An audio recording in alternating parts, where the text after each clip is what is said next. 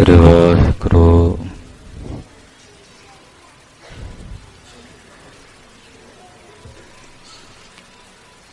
ਗੁਰੂ ਨਾਨਕ ਪਾਦ ਪੰਕਜ ਬੰਦਨ ਪਾਦ ਪੰਕਜ ਸਿਮਰੋ ਅੰਗਦ ਦੁਖ ਗੁਰ ਅਮਰਦਾਸ ਹਿਰਦੈ ਨਿਤ ਹਿਰਦੈ ਨਿਤ ਸ਼੍ਰੀ ਗੁਰੂ ਰਾਮਦਾਸ ਗੁਣ ਗੁਰੂ ਅਰਜਨ ਬਿਘਨਨ ਕੇ ਬਿਘਨਨ ਕੇ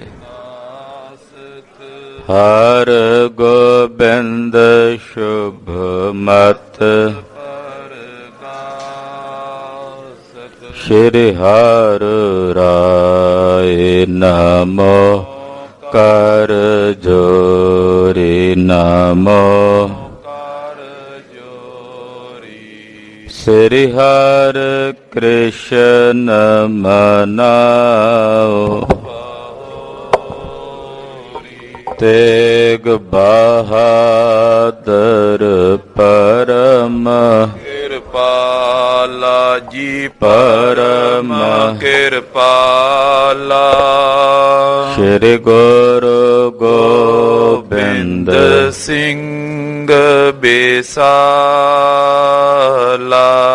ਤਰੋ ਤਰਾ ਪਰ ਪੁੰਨ ਪੁੰਨ ਸੀਸਾ ਜੀ ਪੁੰਨ ਪੁੰਨ ਸੀਸਾ ਬੰਦੋਂ ਬਾਰ ਬਾਰ ਜਗਦੀਸਾ ਏਕੰਕਾਰ ਸਤਿਗੁਰੂ ਤੇਹ ਪ੍ਰਸਾਦ ਸਚ ਹੋਏ। ਵਾਹਿਗੁਰੂ ਜੀ ਕੀ ਫਤਿਹ ਹੈ। ਬਿਘਨ ਬਿਨਾਸਨ ਸੋਏ ਜਿਸਮ ਹੈ ਅੰਮ੍ਰਿਤ ਗਿਆਨ ਹੈ ਮਾਨਕ ਭਗਤ ਵੈਰਾਗ ਗੁਰੂ ਗ੍ਰੰਥ ਸਾਹਿਬ ਉਦਦ ਬੰਦੋ ਕਰ ਅਨੁਰਾਗ ਗੁਰੂ ਗ੍ਰੰਥ ਸਾਹਿਬ ਉਦਦ ਬੰਦੋ ਕਰ ਅਨੁਰਾਗ। ਸਤਿਨਾਮ ਸ੍ਰੀ ਵਾਹਿਗੁਰੂ ਸਾਹਿਬ ਜੀਓ। ਚੌਪਈ ਕੇਤਕ ਸਮਾ ਬਤੀਤਿਓ ਜਬੇ ਪ੍ਰਿਥੀਏ ਕੇ ਸੁਤ ਉਪਜਿਓ ਤਬੇ ਮੇਰਵਾਨ ਤੈ ਨਾਮ ਬਖਾਨਾ ਭਈ ਬਦਾਈ ਆਨੰਦ ਮਹਾਨਾ। ਵਾਹਿਗੁਰੂ ਜੀ ਕਾ ਖਾਲਸਾ ਵਾਹਿਗੁਰੂ ਜੀ ਕੀ ਫਤਿਹ। ਜੁਗੋ ਜੁਗ ਅਟਲ ਸ਼ਬਦ ਗੁਰੂ ਧੰਨ ਸ਼੍ਰੀ ਗੁਰੂ ਗ੍ਰੰਥ ਸਾਹਿਬ ਜੀ ਮਹਾਰਾਜ ਜੀ ਦੀ ਪਵਿੱਤਰ ਹਜ਼ੂਰੀ 'ਚ ਸਤਿਗੁਰੂ ਨੌਵੇਂ ਪਾਤਸ਼ਾਹ ਤਿਲਕ ਜੰਜੂ ਰਾਖਾ ਪ੍ਰਭ ਤਾਕਾ ਕੀਨੋ ਵੱਡੋ ਕੱਲੂ ਮੈਂ ਸਾਕਾ। ਐਸੇ ਦੀਨ ਦਿਆਲ ਸਤਿਗੁਰੂ ਨੌਵੇਂ ਪਾਤਸ਼ਾਹ ਸ੍ਰੀ ਗੁਰੂ ਤੇਗ ਬਹਾਦਰ ਸਾਹਿਬ ਜੀ ਦੇ ਪਾਵਨ ਪਵਿੱਤਰ ਚਰਨ ਛੋਹ ਪ੍ਰਾਪਤ ਇਤਿਹਾਸਕ ਸਥਾਨ ਤੇ ਜੁੜ ਬੈਠੀ ਗੁਰੂ ਕੀ ਸਾਜੀ ਔਰ ਨਵਾਜੀ ਹੋਈ ਗੁਰੂ ਕਾ ਖਾਸ ਰੂਪ ਗੁਰੂ ਖਾਲਸਾ ਸਾਧ ਸੰਗਤ ਜੀਓ। ਧੰਤਾ ਦੇ ਪਾਤਰ ਹੋ ਆਪਣਾ ਸਮਾਂ ਤੇ ਸਵਾਸ ਗੁਰੂ ਲੇਖੇ ਲਾ ਕੇ ਸਫਲਾ ਕਰ ਰਹੇ ਹੋ। ਆ ਜਿਹੜੀ ਰਾਤ ਲੰਘ ਕੇ ਗਈ ਹੈ 6 ਤੇ 7 ਪੋਹ ਦੀ ਵਿਚਾਲੀ ਰਾਤ ਸਤਿਗੁਰਾਂ ਨੇ ਆਨੰਦਪੁਰ ਸਾਹਿਬ ਛੱਡਿਆ ਹੈ। ਭਾਈ ਉਦੇ ਸਿੰਘ ਜੀ ਬੜੀ ਬਹਾਦਰੀ ਨਾਲ ਦਲੇਰੀ ਨਾਲ ਵੈਰੀ ਦਾ ਰਾਹ ਰੋਕ ਕੇ ਸ਼ਾਹੀ ਟਿੱਬੀ ਤੇ ਲੜ ਕੇ ਸ਼ਹੀਦੀ ਪ੍ਰਾਪਤ ਕਰ ਗਏ। ਬਾਬਾ ਅਜੀਤ ਸਿੰਘ ਜੀ ਦੁਸ਼ਮਣ ਦੇ ਘੇਰੇ ਵਿੱਚ ਸਨ। ਕਲਗੀਧਰ ਜੀ ਨੇ ਬਾਬਾ ਜੀਵਨ ਸਿੰਘ ਜੀ ਜੋ ਰੰਗਰੇਟੇ ਗੁਰੂ ਕੇ ਬੇਟੇ ਨੇ ਉਹਨਾਂ ਨੂੰ ਭੇਜਿਆ ਕਿ ਅਜੀਤ ਸਿੰਘ ਜੀ ਨੂੰ ਘੇਰੇ ਚੋਂ ਬਾਹਰ ਕੱਢ ਕੇ ਲਿਆਓ। ਭਾਈ ਉਦੇ ਸਿੰਘ ਜੀ ਪਹਿਲਾਂ ਹੀ ਉੱਥੇ ਹਾਜ਼ਰ ਸਨ, ਲੜ ਰਹੇ ਸੀ। ਇੰਨੇ ਨੂੰ ਬਾਬਾ ਜੀਵਨ ਸਿੰਘ ਜੀ ਫੌਜ ਸਮੇਤ ਪਹੁੰਚੇ। ਸਾਹਿਬਜ਼ਾਦਾ ਬਾਬਾ ਅਜੀਤ ਸਿੰਘ ਜੀ ਨੂੰ ਘੇਰੇ ਚੋਂ ਕੱਢ ਕੇ ਗੁਰੂ ਸਾਹਿਬ ਕੋਲ ਪਹੁੰਚਦਾ ਕੀਤਾ। ਸਰਸਾ ਨਦੀ ਦੇ ਕੰਢੇ ਤੇ ਵੈਰੀਆਂ ਨਾਲ ਲੜਦਿਆਂ ਲੜਦਿਆਂ ਬਾਬਾ ਜੀਵਨ ਸਿੰਘ ਜੀ ਅੱਜ ਦੇ ਦਿਨ ਸ਼ਹਾਦਤ ਦਾ ਜਾਮ ਪ੍ਰਾਪਤ ਕਰ ਗਏ। ਬਾਬਾ ਜੀਵਨ ਸਿੰਘ ਜੀ ਦੇ ਸਮੇਤ ਹੋਰ ਅਨੇਕਾਂ ਸਿੰਘਾਂ ਨੇ ਸ਼ਹੀਦੀਆਂ ਪਾਈਆਂ। ਅੱਜ ਦਾ ਜਿਹੜਾ ਅੰਮ੍ਰਿਤ ਵੇਲਾ ਸੀ ਉਹ ਗੁਰਦੇਵ ਨੇ ਸਰਸਾ ਨਦੀ ਦੀ ਕੰਢੇ ਤੇ ਕੀਤਾ ਹੈ। ਦਇਆ ਸਿੰਘ ਜੀ, ਕਲਗੀਧਰ ਜੀ ਨੇ ਭਾਈ ਦਇਆ ਸਿੰਘ ਜੀ ਨੂੰ ਕਿਹਾ ਭੁੱਖ ਲੱਗੀ ਹੈ। ਭਾਈ ਦਇਆ ਸਿੰਘ ਜੀ ਕਹਿਣ ਲੱਗੇ ਮਹਾਰਾਜ ਅੱਗੇ ਰੋਪੜ ਨਗਰ ਆਉਂਦਾ, ਉੱਥੇ ਲੰਗਰ ਦਾ ਪ੍ਰਬੰਧ ਕੋਈ ਹੋ ਸਕਦਾ ਹੈ? ਮਹਾਰਾਜ ਜੀ ਕਹਿੰਦੇ ਨਹੀਂ ਦਇਆ ਸਿੰਘ, ਭੁੱਖ ਡਾਢੀ ਲੱਗੀ। ਅੰਮ੍ਰਿਤ ਵੇਲਾ ਹੈ, ਇਸ ਅੰਮ੍ਰਿਤ ਵੇਲੇ ਵਿੱਚ ਗੁਰੂ ਘਰ 'ਚ ਆਸਾ ਜੀ ਦੀ ਵਾਰ ਦਾ ਕੀਰਤਨ ਹੁੰਦਾ ਤੇ ਸਾਨੂੰ ਆਸਾ ਜੀ ਦੇ ਵਾਰ ਦੇ ਕੀਰਤਨ ਦੀ ਭੁੱਖ ਲੱਗੀ। ਮਹਾਰਾਜ ਜੀ ਦੇ ਬਚਨ ਨੇ ਭੋਜਨੰ ਗੋਪਾਲ ਕੀਰਤਨੰ ਅਲਪ ਮਾਇਆ ਜਲ ਕਮਲ ਰਹਿਤਾ। ਰੱਬ ਦੇ ਪਿਆਰਿਆਂ ਦਾ ਭੋਜਨ ਪਰਮੇਸ਼ਰ ਦਾ ਕੀਰਤਨ ਹੈ। ਦਇਆ ਸਿੰਘ ਨੇ ਆਖਿਆ ਮਹਾਰਾਜ ਦੁਸ਼ਮਣ ਦੀ ਫੌਜ ਹੈ, ਕੀਰਤਨ ਕਰਨ ਲੱਗੇ ਹਮਲਾ ਕਰ ਦੇਣਗੇ। ਕਲਗੀਧਰ ਜੀ ਨੇ ਆਖਿਆ ਦਇਆ ਸਿੰਘ, ਨਿਰੰਕਾਰ ਦਾ ਕੀਰਤਨ ਕਰਦਿਆਂ ਜੇ ਕੋਈ ਗੋਲੀ ਮਾਰੇਗਾ ਸ਼ਹੀਦੀ ਪ੍ਰਾਪਤ ਕਰਾਂਗੇ, ਇਹੋ ਜਿਹੀ ਮੌਤ ਕਿੱਥੇ ਲੱਭਦੀ ਹੈ। ਕੀਰਤਨ ਕਰਕੇ ਗੁਰਦੇਵ ਸੱਚੇ ਪਾਤਸ਼ਾਹ ਜੀ ਮਹਾਰਾਜ ਸਰਸਾ ਨਦੀ ਤੋਂ ਚੱਲੇ ਹਨ। ਰੋਪੜ ਬਾਬਾ ਬਚਿੱਤਰ ਸਿੰਘ ਜੀ ਜੋ ਜ਼ਖਮੀ ਹਾਲਤ ਵਿੱਚ ਸੀ ਉਹਨਾਂ ਨੂੰ ਉੱਥੇ ਛੱਡਿਆ। ਅੱਜ ਦੀ ਰਾਤ ਗੁਰਦੇਵ ਨੇ ਸ੍ਰੀ ਚਮਕੌਰ ਸਾਹਿਬ ਜਾ ਕੇ ਮੁਕਾਮ ਕੀਤਾ ਹੈ। ਚਮਕੌਰ ਸਾਹਿਬ ਤੱਕ ਜਾਂਦਿਆਂ ਮਹਾਰਾਜ ਜੀ ਦਾ ਪਰਿਵਾਰ ਅੱਜ ਦੇ ਦਿਨ ਹੀ ਸਰਸਾ ਨਦੀ ਦੇ ਕਿਨਾਰੇ ਤੇ ਵਿਛੜਿਆ। ਛੋਟੇ ਸਾਹਿਬਜ਼ਾਦੇ ਮਾਂ ਗੁਜਰੀ ਜੀ ਦੇ ਸਮੇਤ ਚਲੇ ਗਏ। ਵੱਡੇ ਸਾਹਿਬਜ਼ਾਦੇ ਕਲਗੀਧਰ ਜੀ ਨਾਲ ਹਨ। ਕਲਗੀਧਰ ਜੀ ਦੇ ਮਹਿਲ ਸਤਿਕਾਰਯੋਗ ਮਾਤਾ ਸੁੰਦਰੀ ਜੀ ਔਰ ਮਾਤਾ ਸਾਹਿਬ ਦੇਵਾਂ ਜੀ ਭਾਈ ਮਨੀ ਸਿੰਘ ਜੀ ਦੇ ਸਮੇਤ ਦਿੱਲੀ ਨੂੰ ਚਲੇ ਗਏ। ਇੱਦਾਂ 3 ਹਿੱਸਿਆਂ 'ਚ ਸਾਹਿਬ ਦਾ ਪਰਿਵਾਰ ਵੰਡਿਆ ਗਿਆ। ਇਸ ਕਰਕੇ ਅੱਜ ਦਾ ਦਿਨ ਪਰਿਵਾਰ ਵਿਛੋੜੇ ਦਾ ਦਿਨ ਵੀ ਕਿਹਾ ਜਾਂਦਾ। ਉੱਥੇ ਇਤਿਹਾਸਕ ਯਾਦਗਾਰ ਸਥਾਨ ਹੈ ਗੁਰਦੁਆਰਾ ਪਰਿਵਾਰ ਵਿਛੋੜਾ ਸਾਹਿਬ। ਸੰਗਤਾਂ ਦਰਸ਼ਨ ਕਰਦੀਆਂ ਹਨ। ਕਲਗੀਧਰ ਜੀ ਨੇ ਸਾਡੇ ਤੇ ਤਰਸ ਕਰਦਿਆਂ, ਸਾਡੇ ਤੇ ਦਇਆ ਕਰਦਿਆਂ ਕਿ ਪੰਥ ਵਸੇ ਮੈਂ ਉਜੜਾ ਮਨ ਚਾਉ ਕਨੇਰਾ, ਇਹ ਵੱਡੀਆਂ ਕੁਰਬਾਨੀਆਂ ਕੀਤੀਆਂ ਹਨ। ਮਹਾਰਾਜ ਕਲਗੀਧਰ ਜੀ ਦਾ ਸਾਨੀ ਨਾ ਕੋਈ ਪਹਿਲਾਂ ਸੀ, ਨਾ ਹੁਣ ਹੈ, ਨਾ ਅੱਗੇ ਨੂੰ ਹੋਵੇਗਾ। ਕਲਗੀਆਂ ਵਾਲੇ ਸਤਿਗੁਰੂ ਸੱਚੇ ਪਾਤਸ਼ਾਹ ਗੁਰੂ ਗੋਬਿੰਦ ਸਿੰਘ ਸਾਹਿਬ ਜੀ ਵਰਗੇ ਸਤਿਗੁਰੂ ਜੀ ਆਪ ਹੀ ਹਨ। ਇਸ ਕਰਕੇ ਮਹਾਂਕਵੀ ਭਾਈ ਸੰਤੋਖ ਸਿੰਘ ਜੀ ਲਿਖਦੇ ਨੇ, ਸ੍ਰੀ ਗੁਰੂ ਗੋਬਿੰਦ ਸਿੰਘ ਪਾਵਨ ਪਰਮ ਸੂਰ ਮੂਰਤ ਨਾ ਹੋਤੀ ਜੋ ਪੈ ਕਰੁਣਾ ਨਿਦਾਨ ਕੀ। ਸ੍ਰੀ ਗੁਰੂ ਗੋਬਿੰਦ ਸਿੰਘ ਸਾਹਿਬ ਸੱਚੇ ਪਾਤਸ਼ਾਹ ਜੀ ਮਹਾਰਾਜ ਤੁਹਾਡਾ ਕੋਈ ਸਾਨੀ ਨਹੀਂ। ਨਾਸਰੋ ਮਨਸੂਰ ਗੁਰੂ ਗੋਬਿੰਦ ਸਿੰਘ, ਏਜ ਦੀ ਮਨਜ਼ੂਰ ਗੁਰੂ ਗੋਬਿੰਦ ਸਿੰਘ, ਹਕਰਾ ਗੰਜੂਰ ਗੁਰੂ ਗੋਬਿੰਦ ਸਿੰਘ, ਜੁਮਲਾ ਫੈਜ਼ੇ ਨੂਰ ਗੁਰੂ ਗੋਬਿੰਦ ਸਿੰਘ। ਮਹਾਰਾਜ ਗੁਰੂ ਗੋਬਿੰਦ ਸਿੰਘ ਸਾਹਿਬ ਸੱਚੇ ਪਾਤਸ਼ਾਹ ਦੋਹਾਂ ਜਹਾਨਾਂ ਦੇ ਵਾਲੀ ਹਨ। ਗਰੀਬ ਨਵਾਜ ਪਾਤਸ਼ਾਹ ਜੀ ਦੇ ਚਰਨਾਂ ਤੇ, ਉਹਨਾਂ ਦੇ ਮਹਾਨ ਸ਼ਹੀਦਾਂ ਦੇ ਚਰਨਾਂ ਤੇ ਕੋਟੀ ਕੋਟੀ ਪ੍ਰਣਾਮ ਹੈ, ਨਮਸਕਾਰ ਤੇ ਸਜਦਾ ਹੈ। ਉਹਨਾਂ ਮਹਾਨ ਸ਼ਹੀਦਾਂ ਨੂੰ ਆਪਣੀ ਸਿਮਰਤੀ 'ਚ ਰੱਖਦਿਆਂ ਆਓ ਗੁਰ ਇਤਿਹਾਸ ਸਰਵਣ ਕਰੀਏ। ਧੰਨ ਗੁਰੂ ਅਰਜਨ ਦੇਵ ਸਾਹਿਬ ਜੀ ਮਹਾਰਾਜ ਜੀ ਸ੍ਰੀ ਅੰਮ੍ਰਿਤਸਰ ਸਾਹਿਬ ਵਿਖੇ ਬਿਰਾਜਮਾਨ ਹਨ। ਬਾਬੇ ਪ੍ਰਿਥੀ ਚੰਦ ਤੇ ਮਹਾਦੇਵ ਜੀ ਦੀ ਪੂਜਾ ਬੰਦ ਹੋ ਗਈ ਹੈ, ਕਿਉਂਕਿ ਭਾਈ ਗੁਰਦਾਸ ਜੀ ਨੇ ਕਮਰ ਕੱਸਾ ਕੀਤਾ ਹੈ। ਸਾਰੀ ਸੰਗਤ ਨੂੰ ਪ੍ਰੇਰ ਕੇ ਮਹਾਰਾਜ ਗੁਰੂ ਅਰਜਨ ਸਾਹਿਬ ਦੇ ਚਰਨਾਂ 'ਚ ਲਿਆਉਂਦੇ ਹਨ। ਤੋ ਬਾਬੇ ਪ੍ਰਿਥੀ ਚੰਦ ਤੇ ਮਹਾਦੇਵ ਹੋਣਾ ਨੇ ਸੋਚਿਆ ਕਿ ਨਗਰ ਤੋਂ ਬਾਹਰ ਜਿਹੜੇ ਦੂਸਰੇ ਸ਼ਹਿਰ ਨੇ, ਦੇਸ਼ ਨੇ, ਜਿੱਥੇ ਸੰਗਤ ਨੂੰ ਨਹੀਂ ਪਤਾ ਗੁਰੂ ਘਰ ਬਾਰੇ, ਉਹਨਾਂ ਦੇ ਕੋਲ ਜਾ ਕੇ ਆਪਣੇ ਆਪ ਨੂੰ ਗੁਰੂ ਕਰਕੇ ਪ੍ਰਗਟ ਕਰਕੇ ਸੰਗਤ ਕੋਲੋਂ ਮਾਇਆ ਗੁਰਾਈਏ। ਤਾਂ ਉਸ ਵਕਤ ਬਾਬਾ ਪ੍ਰਿਥੀ ਚੰਦ ਤੇ ਮਹਾਦੇਵ ਜੀ ਜਦੋਂ ਦੂਸਰੇ ਸ਼ਹਿਰਾਂ 'ਚ ਗਏ ਤੇ ਭਾਈ ਗੁਰਦਾਸ ਜੀ ਨੇ ਹੁਕਮਨਾਮੇ ਲਿਖ ਕੇ ਸੰਗਤ ਨੂੰ ਭੇਜ ਦਿੱਤੇ ਔਰ ਆਖਿਆ, ਸੰਗਤ ਜੀ ਗੁਰੂ ਅਰਜਨ ਸਾਹਿਬ ਨੇ। ਇੰਨੇ ਨੂੰ ਪਿੱਛੇ ਭਾਈ ਗੁਰਦਾਸ ਜੀ ਵੀ ਜਾ ਪਹੁੰਚੇ। ਬਾਬੇ ਪ੍ਰਿਥੀ ਚੰਦ ਤੇ ਮਹਾਦੇਵ ਹੋਣੀ ਵਾਪਸ ਆ ਗਏ ਅੰਮ੍ਰਿਤਸਰ ਸਾਹਿਬ ਖਾਲੀ ਹੱਥ। ਕਹਿਣ ਲੱਗੇ, ਅਸੀਂ ਵੀ ਤਾਂ ਗੁਰੂ ਦੇ ਪੁੱਤਰ ਹਾਂ, ਸਾਡਾ ਵੀ ਤਾਂ ਕੋਈ ਰੋਜ਼ਗਾਰ ਚੱਲੇ। ਗੁਰੂ ਅਰਜਨ ਸਾਹਿਬ ਨਾਲ ਗੱਲਬਾਤ ਕਰਕੇ ਵਿੱਚ ਕੁਝ ਸਿਆਣੇ ਸਿੱਖਾਂ ਨੇ ਕੁਝ ਦੁਕਾਨਾਂ ਬਾਬੇ ਪ੍ਰਿਥੀ ਚੰਦ ਨੂੰ ਦੇ ਦਿੱਤੀਆਂ, ਜਿਨ੍ਹਾਂ ਦਾ ਕਿਰਾਇਆ ਤੇ ਟੈਕਸ ਜਿਹੜਾ ਆਉਂਦਾ ਸੀ। ਕੁਝ ਦੁਕਾਨਾਂ ਬਾਬੇ ਮਹਾਦੇਵ ਜੀ ਨੂੰ ਦੇ ਦਿੱਤੀਆਂ।